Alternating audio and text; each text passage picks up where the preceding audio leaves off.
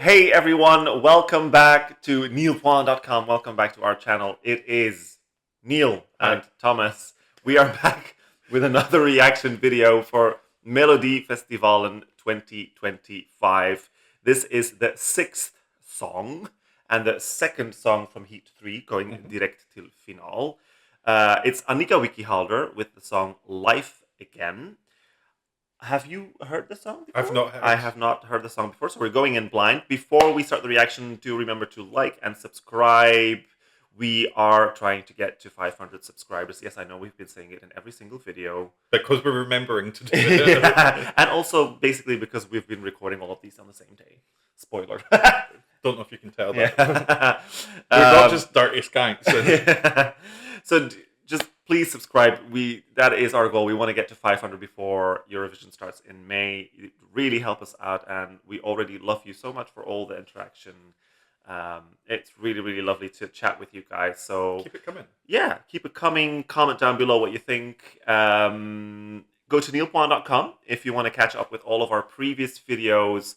If you want to listen to our podcast, we've actually not done a podcast in a while now because we've been really busy with these reaction videos, but there's more coming very soon. You can also find all of the links to our social medias. You can follow us on Instagram and Blue Sky, as well as our personal account on there. So do go and have a look. There's lots to do. There's lots, yeah, and you can still do the voice note, which no one has done so far. But you can. I actually thought one of our friends would have at least done a prank. Yeah, yeah. So if you want to do a prank, just you might just be on the next episode. Who knows? Let's get into Annika. Annika? I sort of like, when I see Annika, I always think of Annika from Pippi Longstocking. I've never seen Pippi Longstocking. It's the most Swedish thing ever. I know, I've never seen it. Wow. Okay. Well, this is Annika Wickihalder and her song Life Again. Let's see what she has to offer. Ooh, okay, cinematic feeling already.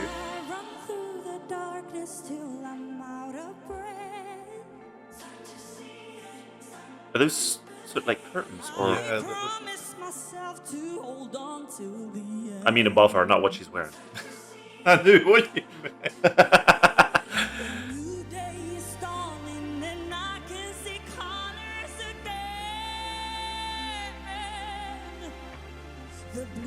Her voice is beautiful.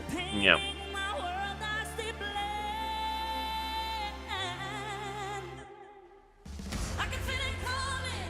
Ooh. Okay, Hera Bjork. Yeah. I feel it coming. Woo.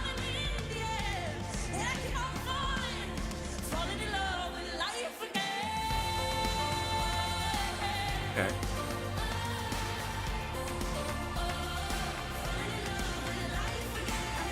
That dance move that she did with the skirt gave me Jessica Mowboy vibes.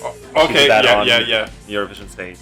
The joy radiating from her face right now is wonderful.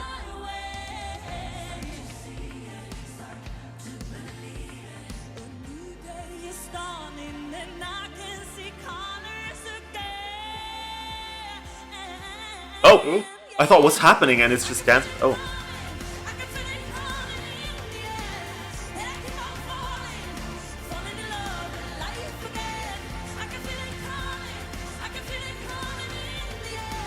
Yeah, this is sweet. Yeah. There's a lot of fabric on stage. The full Melfest budget has gone on necking. Yeah.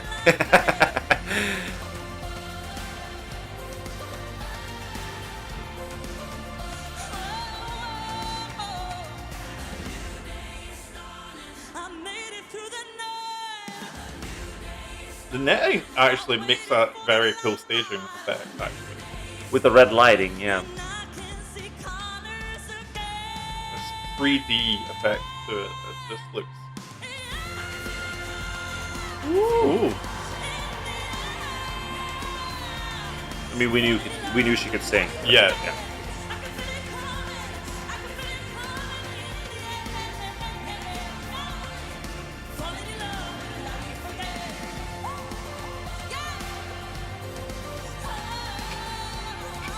You? What? Did your belly just rumble? Could have. I don't know. I didn't feel anything. I hope the microphone picked that up. Oh, okay. Okay. Annika Wickihalder. Oh, look how happy she is. Oh. Yeah, like I love when we see pure joy on stage. Yeah. Like when an artist is having fun performing, it's magical. It's like, you know, we spoke about it in the last video yesterday with Grashula. Like there was just like this moment. And Sorry, I was confused for a second when you said yesterday. I was like, huh? 10 minutes ago, basically. We're talking about our recording schedule. Okay. I like this. I love Annika's voice, and I was a big fan of her last year, which was her first outing on Melo or debut, and I was really pleased that she got through into final. Yeah. Led. I like that she's gone direct because she had to go through the finalist last year. Yeah. She's direct this time. I feel like it's fully deserved. This is, for me, not as strong as their entry last year. And not in terms of vocal, the vocal is perfect, but just in terms of the song, it doesn't resonate with me as much. It feels very much like a Disney song to me, a little bit. Like I could hear it. Sort of like your Moana, sort of like... Yeah, I could hear it on the soundtrack. It's like the moment of, you know, revelation. Yeah. And it's not necessarily that that's a bad thing. It just doesn't do anything for me.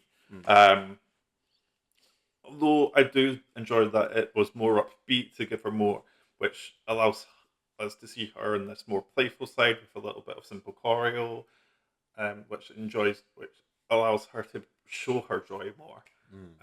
So I really appreciated that. I really did like the staging with the net, and I thought that was really interesting. Again, another example of, you know, less is more sometimes. It's very simple, but it was effective. I feel overall this is a good direct-to-final song. It's a good one to have in the mix, but I don't think it's the best chance for Sweden. I don't think it's the best. I don't think it's got a lot of chance to win Melfest. Yeah, no, I agree. I agree with like most of the things that you said. I do feel like this, because we did talk about in the previous video, we did talk about how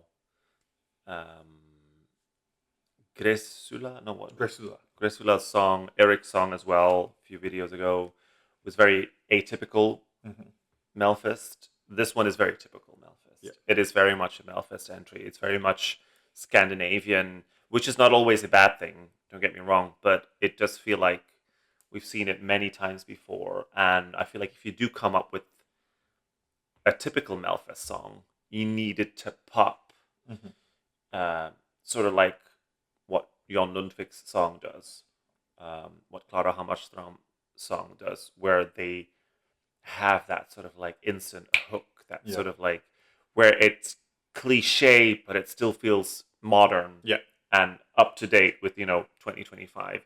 You could have had this song 6-7 years ago as well, I suppose.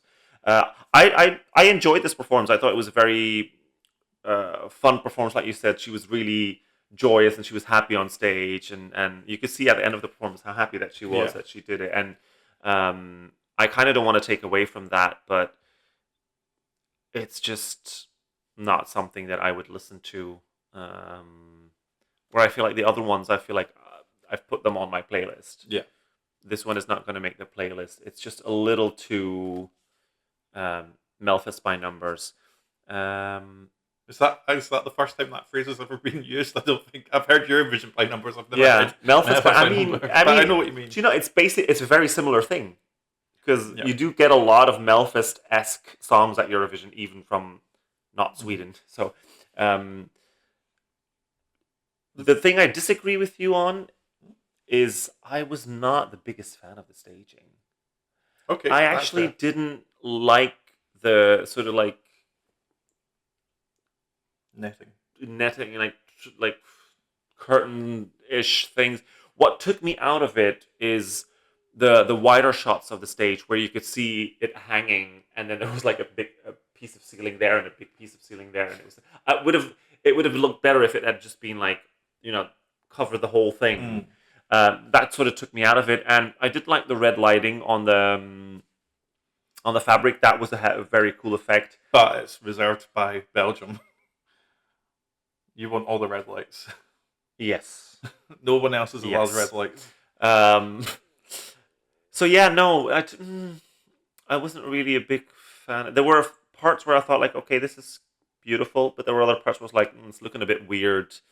Yeah, I felt like it was better than just standing there without it, though, and with a backdrop. I felt like it was at least yeah, it filled the stage. elevated Yeah. to a certain degree. I'm not saying it was the most beautiful station I've ever seen. I didn't hate it. Yeah, no, I didn't hate it either. I just didn't think it looked the best that it could have looked. I don't know. It wasn't really it wasn't really for me. Like, do you remember like when we did Latvia's review where they had like the sort of like string curtain-ish thing? That was a really cool prop, because even though I did say in that video that the song is not really for me, Latvia's song is not really for me, but the visuals for Latvia were perfect, beautiful. That really worked. That is where a prop, or sort of like a cloth or sort of like a fabric thing that is on stage, where it really elevates the staging. Here, I didn't really think it added that much, except for certain moments where the lighting hit it, where it looked beautiful. But yeah, overall, I think a good song, very, very beautifully performed. I want to stress that vocal was really, really strong as expected. A deserved directil final, but like you said, I can't really see it winning. I don't really see it cracking the top 5. No. I don't know how many songs we're going to have in the final. I'm 12. assuming 12, yeah. So it's a decent one. It's a nice one to have in the mix, but like, do I want it at Eurovision? Yeah. I wouldn't hate it, but I would love to see Annika at Eurovision one day, but not with this song. Yeah, the problem with with this song for me is I feel like you could give this to a lot of different artists, and you would be getting essentially. You could give this to Mariette, and you would be getting a very similar full pack. Yeah. Like, Can we get a petition to get Marietta back at Eurovision? I love Marietta. Marietta, if you're watching, please do come back to Melfest. someone send this to Mariette. This is one of my all-time favorite songs of Melfest. Which one? A Million Years. Oh, that's good. I really liked One Day. And I got also to see that great live. song. I got to see that live, and it was great song as well. But like, it's just Marietta in general just has really good. You know what I mean? You could give this song to. Yeah, you could. I do also want to say one thing before we finish up, and this is just about both Annika's song and Gretula's song. Did we notice the songwriters? There was only 3 songwriters max on each song.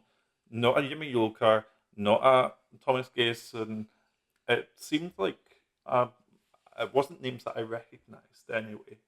Which are we getting? Is this a case of we're getting new songwriters, or we're getting smaller and at least songwriters? all of these have been where you can hear them say "artisten själv." So the artist has co-written the song, which I think in this song doesn't necessarily shine through, because I don't really feel like this necessarily showcases Annika's personality per se. Like you said, you could give the song to any singer that can hold a note, to be honest.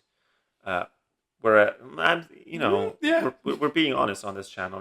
That's not I don't think that's an unfair thing to say. It's just not a very original song. Yeah. Whereas if you look at some of the previous entries that we've listened to, not just in Melfest, but in for Eurovision 2025 in general, you can often see the identity of the singer shining through. I don't think you really have that in this song, although she shone on stage. She was great. She performed it really well, but just lacks a little originality. Okay, so we're halfway through the Melodifestivalen finalists. We've got 6 out of the 12 songs. We've got 2 more heats to go. Next week, I believe, is the return of Manzamalo. Is it next week? I thought he was in the last one. No, Scarlett's in the last one. Ooh. So there's some returning names cropping back up in the next couple of weeks, and then straight after Heat 5, we've got the finalist, where 2 more acts will get chosen. So we'll see who that is very soon, and we will have a full lineup. Remember, in the meantime, neilpod.com will get you to our social medias and all of our other content, including direct to our playlists. If you just want to sit and binge national final reactions, you can. We've made it nice and easy. You can also like and subscribe here. And as we said at the start of the video, it means so much to us. We are loving this journey. We just do this as friends for the laugh of it, and to get comments from you guys. Sometimes I get a little emotional. So we're not going to get into that, but it is really nice to hear that you guys enjoy our content. So we're going to try and keep doing awesome stuff for you guys. Anyway, we will see you next time. Goodbye.